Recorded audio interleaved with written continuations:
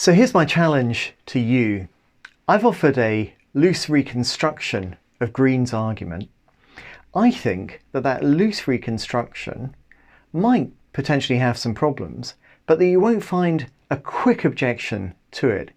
If you're going to refute it, you're going to have to come up with some real onerous objection. You're going to have to do a lot of research and thinking. In particular, I think that existing attempts to argue against this type of argument from moral psychology to the unreliability of not justified inferentially judgments are not going to work. They're not going to work. So let's see if I'm right. What I'm going to do here is just take you through a couple of quick objections, have a think about these. I'm going to show you that they don't work, and then you're going to give me your quick objection, and if things go well, I'll show you that that doesn't work as well. I know what you're saying. All right, so we'll find out in the question time later this week. So the important thing that I want to stress to you before we get started, key bit of background, is that the loose reconstruction does not depend on moral principles. Now let's just take a look at that. You know this just by inspection. The first premise is that ethical judgments are explained by a dual process theory which distinguishes fast from slower processes. No ethical principles there, right? This is compatible with whatever ethical principles you like and also their rejection. Second premise, faster processes are unreliable in unfamiliar situations.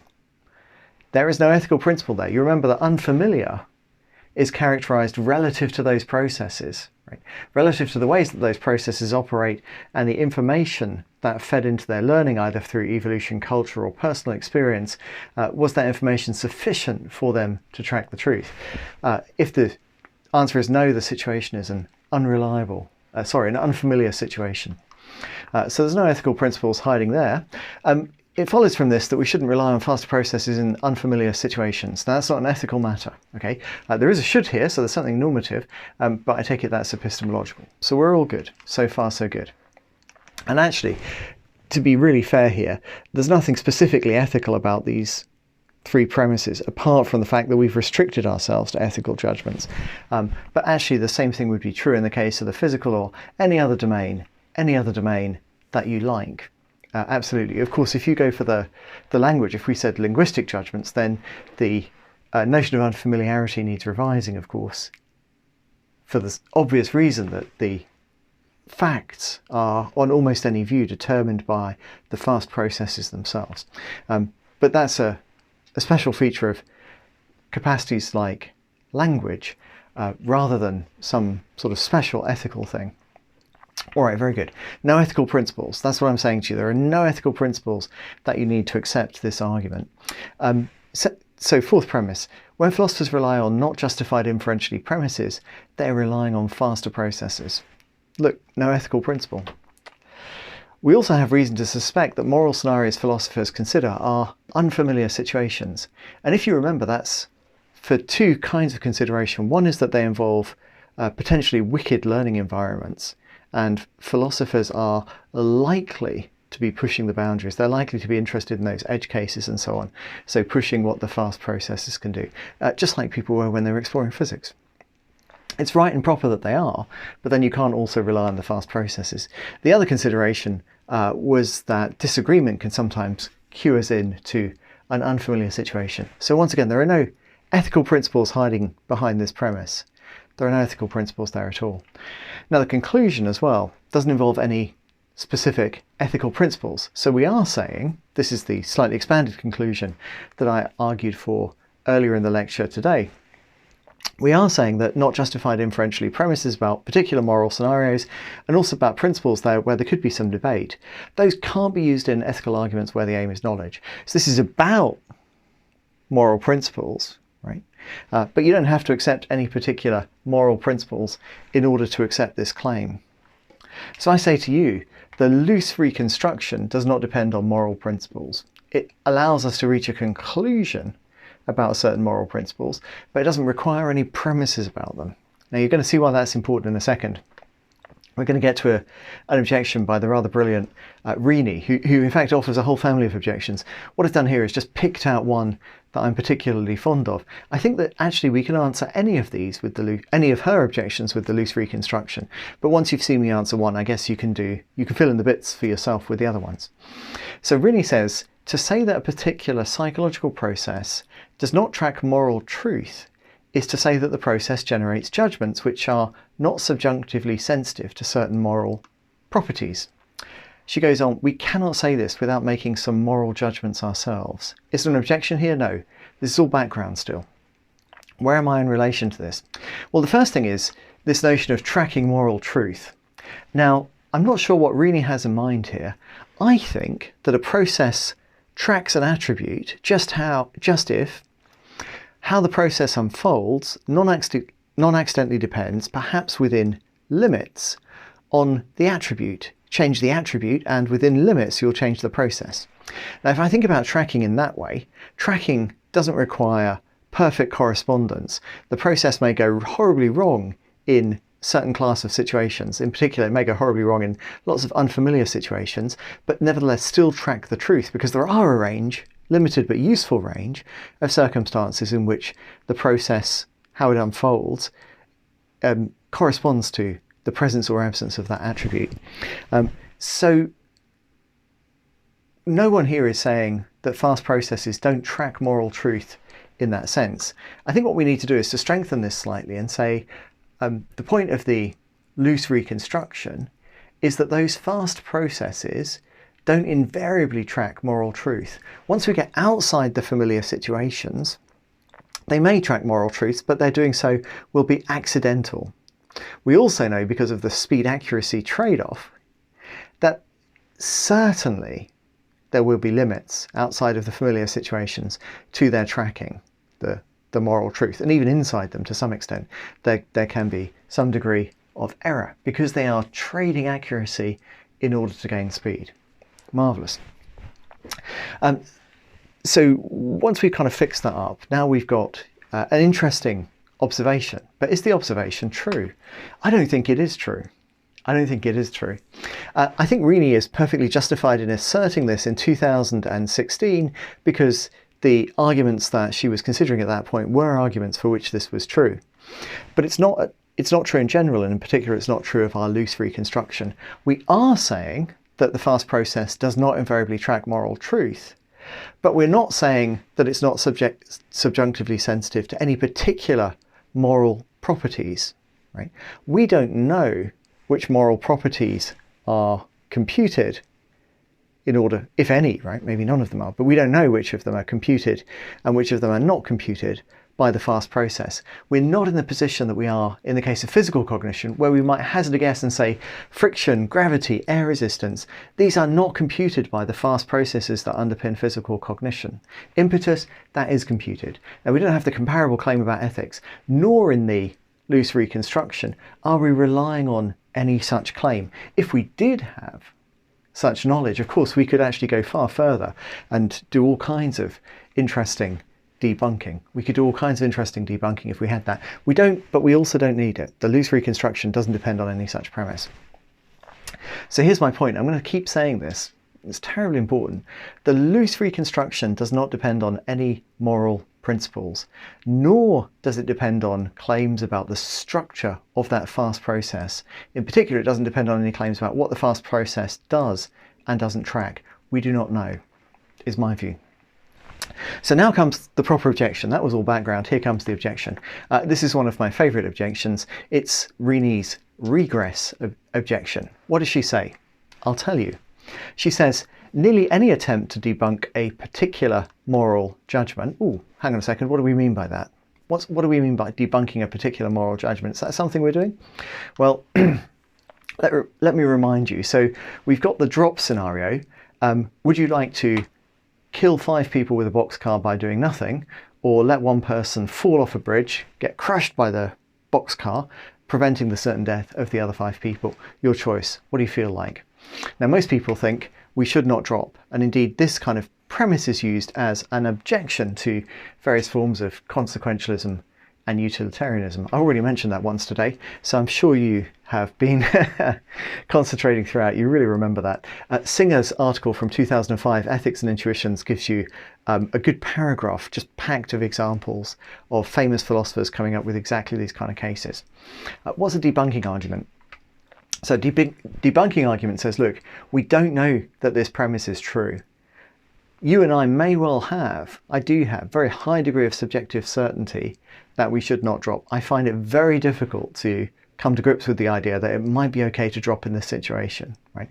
If you're ever on a bridge, trust me, I'm not going to be there pushing you off that bridge, no matter how many lives doing so might save, I think, right? It's very hard to know in advance of actually being there, but, you know, I feel very, very strongly about that. But do I know that I should not push you off that bridge, pull the lever to ensure that you drop? Do I know that? And the argument that we've offered, the loose reconstruction, says no, we don't know that. We're not in a position to know that that premise is true. That's a debunking argument. Very good. Now actually, with the loose reconstruction that we are providing, we're going to be doing a lot of debunking. What we're saying is that anytime we have an ethical argument whose aim is knowledge, we can't use not justified inferential premises about particular moral scenarios, and nor about general principles, unless there's just no possibility of debate about those principles. If there's debate, or if we're dealing with a particular moral scenario, then almost certainly we're in the unfamiliar zone, or we don't know that we're not in the unfamiliar zone. We've got good reason to think that we could well be, and therefore good reason to reject those premises. We've got good reason to think, look, we don't know that it's wrong to drop. Whew, okay, so now we understand what debunking is, and if we accept the loose reconstruction, we're doing a lot of debunking, folks. An awful lot of debunking is coming your way. That's why the loose reconstruction is so interesting. That's why it's so important for us to find an objection to it if we can, to show what's wrong with it. All right, Greene says nearly any attempt to debunk a particular moral judgment on grounds of its psychological cause risks triggering a regress. Why is that? And she sets it out, it's beautifully written because she sets it out just like a formal argument, but you don't know that. It's so easy to follow. So you can really understand what's happening, but it's incredibly readable. She says, a debunking argument must involve moral evaluation of the psychological cause, and this evaluation is then itself subject to psychological investigation and moral evaluation and so on. Now you see how the background was relevant just a minute ago. The way Greene's thinking about this is that the debunking argument itself involves appeal to a moral principle, but that moral principle itself will be subject to investigation via moral psychology and debunking. Now I think this is an interesting form of argument because if this were true, then she'd be absolutely right about the regress. The problem is, it's not true. We have a debunking argument, that's the loose reconstruction, or an argument that in any case allows us to do tons of debunking, absolutely loads of it, but it doesn't involve any moral evaluation of psychological causes. We're not saying that the fast process is somehow failing to track moral truth because it relies on distance, or because it relies on computations of personal involvement, or because it relies on computations of some other nature. Right? That's not what we're saying at all. We're saying we don't actually know, this is true, we don't actually know what principles characterize the operations of the fast process, but we do know, because of the way that fast processes need to trade accuracy in order to gain speed, and by analogy with many other cases, the physical, the case of number cognition, the case of mind reading, and the rest, we know that that fast process will be subject to various limits. It will not be accurate in all cases. That's not the point of a fast process. Because we know that, we can do our debunking, but we're not saying anything at all about the moral principles which are or are not tracked. We're not saying anything about morally irrelevant factors here, not at all. So why is reading a regress objection not a good objection in response to the loose reconstruction? Because this assumption, which she needs in order for it to work, fails. Very good. That's why it's so important, as I keep saying, that the loose reconstruction does not depend on moral principles. I'm going to keep saying that. But let's go and have a look at Koenig's objection. And here I'm going to do what I was doing before. I'm going to give you a little background first, and then we're going to go to the objection proper. All right, so here's the background. Interesting paper from Koenig's. I think it's he says the normative significance of experimental moral psychology is somewhat underwhelming. Okay, so when I read that, I'm like, oh, okay, this is going to be kind of interesting because I'm overwhelmed, right? I'm overwhelmed. I'm in a, people I admire like Foote, right? And where I find the arguments very convincing, Thompson and so on, I'm really drawn to that stuff. I see it as a very elegant piece of reasoning, very careful. I love the way that it's focused on specific cases, but I also think that loose reconstruction works pretty well, right? And that tells me, of course, that I can't rely on those arguments. So, you know, if he says it's underwhelming, I'm all ears. I'm all ears, because I'm overwhelmed. I'm overwhelmed. Why is that? Well, he says that the use of experimental methods to construct arguments from moral irrelevance is at worst counterproductive and at best helpful, but not game-changing. Now, what you notice here straight away is that he's talking about arguments from moral irrelevance. But what I'm stressing to you is that the loose reconstruction is not an argument from moral irrelevance. So I think Koenig has got something that isn't quite right here. His view is that the normative significance of experimental moral psychology depends on these arguments from moral irrelevance.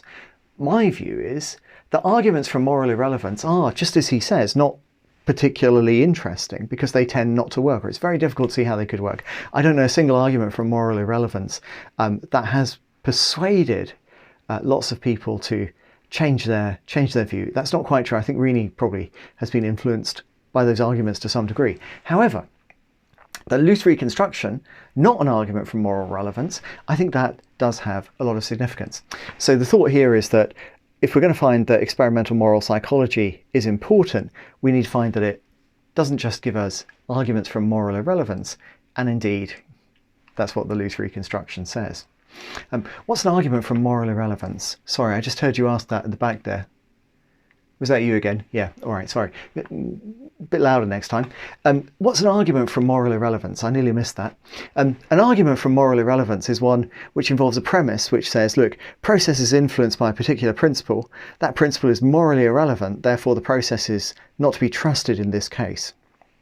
That's the structure of such an argument. And you can see there, the problem, of course, is that there's room for debate. We saw this when we were discussing CAM a few weeks ago. There's room for debate about whether or not the attribute in question really is morally relevant or not. That's always going to be a tricky moral question, and it will lead to all kinds of problems like Greene to regress argument. So it's very important that the loose reconstruction does not depend on moral principles. Did I say that already? Good. You're getting the clue here. All right, what's Koenig's objection? Debunking arguments, he says, are dialectically useless unless we assume that case-specific intuitions are, as a rule, subordinate to intuitions at a higher level of generality. So when he says case-specific intuitions, he means not justified inferentially judgments about particular moral scenarios, in my terms, as opposed to when he says intuitions about at a higher level of generality. I think what he means is not justified inferentially principles, like Foote's principle. Your duty not to harm overrides a duty to help. That would, I take it, be an intuition at a higher level of generality. All right, and we can actually say a little bit more here because this will help us. A deontologist, he goes on, I think later in the paper, and says, a deontologist who accepts that case-specific intuitions are less reliable than general intuitions need not be too concerned about the finding that case-specific deontological intuitions are responsive to morally irrelevant factors. Now, I want to put aside the morally irrelevant factors here because that's not what we're saying. We are not saying that the fast process is responsive to morally irrelevant factors. It may be that the fast process only ever responds to morally relevant factors.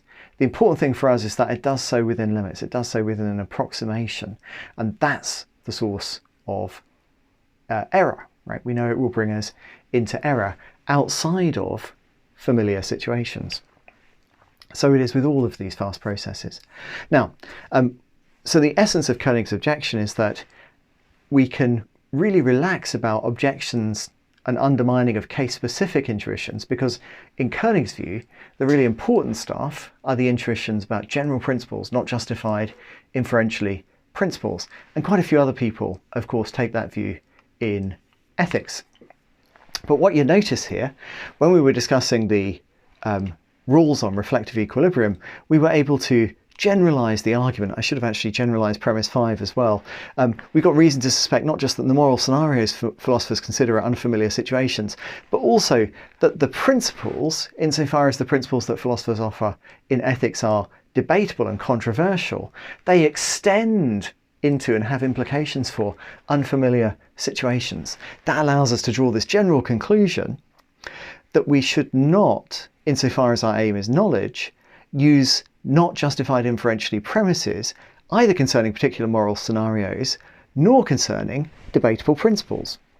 So Koenig's, I think, makes a mistake, which is to see that the significance of experimental moral psychology, his term, his mistake is to see that the significance of experimental moral psychology is linked to debunking just judgments about particular scenarios. It's not. It also allows us to debunk judgments about more general principles. As he says, principles at a higher level of generality. Those equally can be debunked by the argument. There's nothing particular about moral scenarios that we need in this argument here.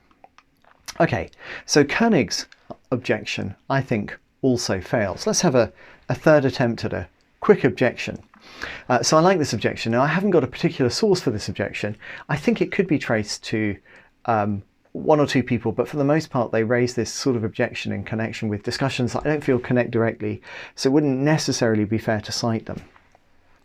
So I'm just going to say this is one from the top of my head, although it's been inspired by several researchers who have offered this kind of objection before. I'll put the link in the notes. So the objection is that the loose reconstruction is unacceptably sceptical. Now, you know unacceptably, so I'm prepared to tolerate quite a bit of scepticism. So unacceptably is probably going to be where the action is. As always, let's have a bit of background when we're considering an objection. Here's Audi. This was mentioned earlier in the course a couple of times. Audi thinks that intuition is a resource in all of philosophy, but perhaps nowhere more than in ethics. And he also thinks that episodic intuitions can serve as data. He says that beliefs which derive from episodic intuitions receive, on the face of it, justification. Now, whenever you see the word intuition, you've always got to ask, well, what do they have in mind here? Because, as you know, on this course, the term intuition has been used in a variety of different ways in different contexts. So this term is a bit of a nightmare for us. If you want to make this quick, I think it's okay to say that an intuition is a not justified inferentially judgment. Now that isn't quite right because Audi's got various sorts of distinctions and there's a bit of fussing around to do. If we want to be more careful, we might go and think about what he says about self-evident propositions. So he says, self-evident propositions are truths meeting two conditions. In virtue of adequately understanding them, you have justification for believing them, and believing them on the basis of understanding them entails knowing them. That's Audi's view about self-evident propositions. And if you've read Audi, you'll know that he characterises intuition and episodic intuition in terms of this notion of self-evidence. That's Audi's view of the matter. Why is that relevant to us? Well, here's the thing. When people make not justified inferentially judgments, they are relying on the fast processes. The fast processes give them high subjective confidence and no insight, or typically no insight, certainly very little insight, into how those judgments are arrived at. It makes sense then that somebody might think that there were self-evident propositions, right? A philosopher is like any other person. They make judgments on the basis of how things seem to them, things which are particularly appealing. So the experiences associated with the fast processes can give rise, through a process of reflection, you can kind of reflect on what's happening to you in your fast processes. You can think to yourself, gosh, all right, given that it seems so compelling, I am going to judge. I am going to judge that it's wrong to push this person off the footbridge. And judge that that's wrong. And then if you reflect on that, you might think, well, you know, how is it that we've got this? It must be because we've got self-evident propositions. But actually the true story is, you know, the fast processes and the high subjective confidence. There is no self-evident proposition involved there whatsoever. So the first thing is that when we think about the dual process theory, we can see why a philosopher might be quite persuaded by the idea that there are self-evident propositions. The second thing is that there's no trace in cognitive psychology of any kind of faculty or process which, other than the fast processes, that might give rise to someone's sense that there are self-evident propositions. There's no plausible justification for believing that there are such things. And what you'll notice in the work of Audi himself is that he spends a long time arguing against objections to the claim that there are self-evident propositions and tidying things up so that we can see clearly what the view amounts to. But there is not, as far as I can see, anywhere in this work a positive case for their existence. So we don't have a positive case for their existence from philosophy, nor do we have scientific basis for believing in them. So it seems to me very clear that we should reject them. The truth, I think, is when we think carefully about cognitive processes in moral psychology, that there are no intuitions in Audi's sense. There are no self-evident propositions concerning ethics. And there may not be any at all whatsoever. So this is background. There's no objection here. If there is an objection, it's just me objecting to Audi rather than Audi objecting to me. But you can see how this piece of background might give rise to a kind of objection. So you might say, look, the loose reconstruction tells us too much. If it succeeds, the conclusion goes too far. It implies that we cannot use not justified inferentially ethical judgments. This is a small overstatement, so there may be a small range of them that we can use, although they won't be very useful. And it only implies that we can't use these ethical judgments insofar as we're constructing an argument in ethics that's supposed to give us knowledge of its conclusion. Even so, we'll not worry about that. So I'm going to take this as true. I'm going to follow Audi in thinking that ethics depends on such judgments. That's what Audi says. And that, of course, tells us that the loose reconstruction implies that ethics is impossible. So here's the thing, right?